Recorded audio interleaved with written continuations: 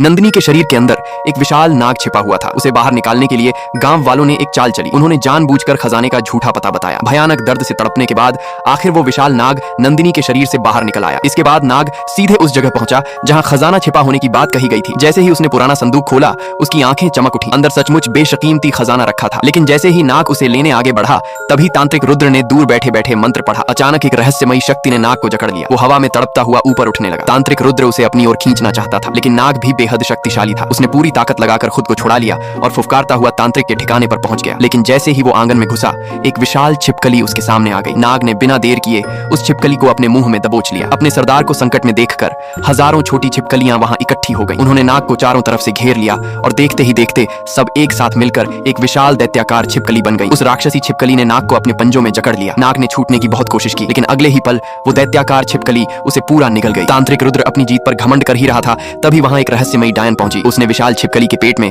कैद नाग को देखा और तुरंत अपने काले जादू से उसे बाहर निकाल लिया। इसके बाद वो नाग को लेकर वहां से गायब हो गई। जब तांत्रिक रुद्र को यह खबर मिली तो वो गुस्से से पागल हो उठा। वो नंदिनी को पकड़कर एक पुराने सांपों के बिल के पास ले गया। उसने बिल के ऊपर एक पीला फूल रखा और नंदिनी को जमीन पर झुकाकर नाग की तरह ढोल बजाने को कहा। रुद्र को विश्वास था कि इस तांत्रिक विधि से नाग जरूर वापस आ जाएगा। कुछ ही देर में नाग को उस पुकार का एहसास होने लगा। वो खुद को छुड़ाने के लिए बुरी तरह तड़पने लगा, लेकिन डायन ने उसे काले जादू से पूरी तरह कैद कर रखा था। असल में डायन ये सब बदला लेने के लिए कर रही थी, क्योंकि उसकी ये डरावनी हालत और उसका विनाश सब कुछ उसी विशाल नाग की वजह से हुआ था।